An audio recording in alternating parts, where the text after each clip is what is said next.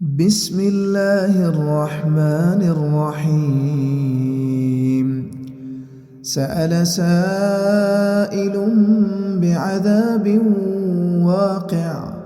للكافرين ليس له دافع من الله ذي المعارج.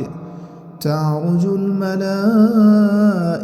والروح إليه في يوم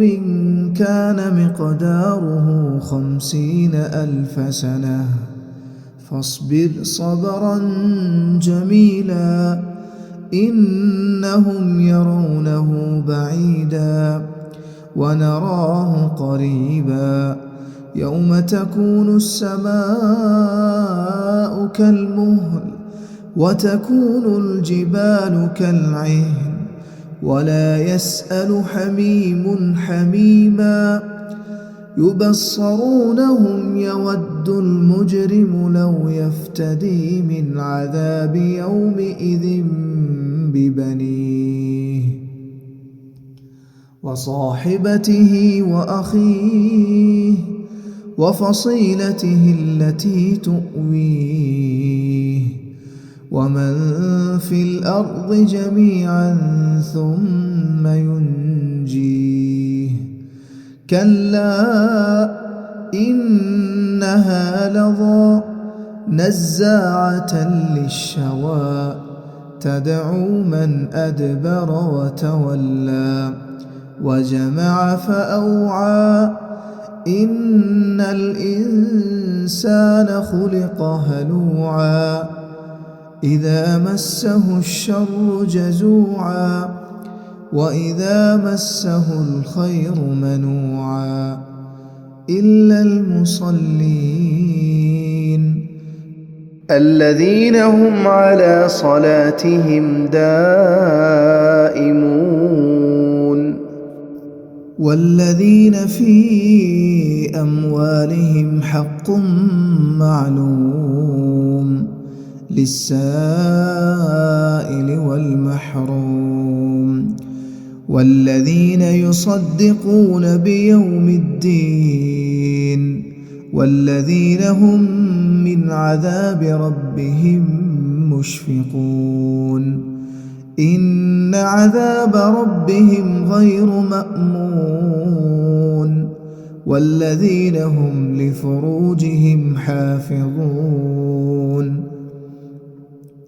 إلا على أزواجهم أو ما ملكت أيمانهم فإنهم غير ملومين فمن ابتغى وراء ذلك فأولئك هم العادون والذين هم لأماناتهم وعهدهم راعون والذين هم بشهاداتهم قائمون والذين هم على صلاتهم يحافظون أولئك في جنات مكرمون فما للذين كفروا قبلك مهطعين عن اليمين وعن الشمال عزين أيطمع كل امرئ منهم أن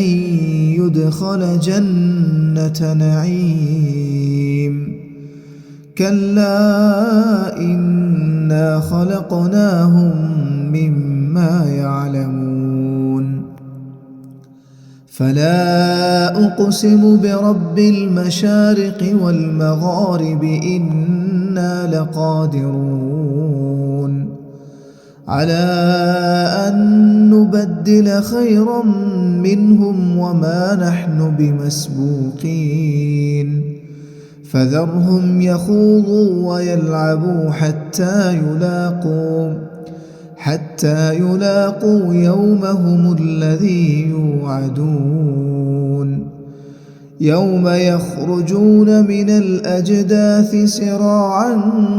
كأنهم إلى نصب يوفضون خاشعة أبصارهم ترهقهم ذلة ذلك اليوم الذي كانوا يوعدون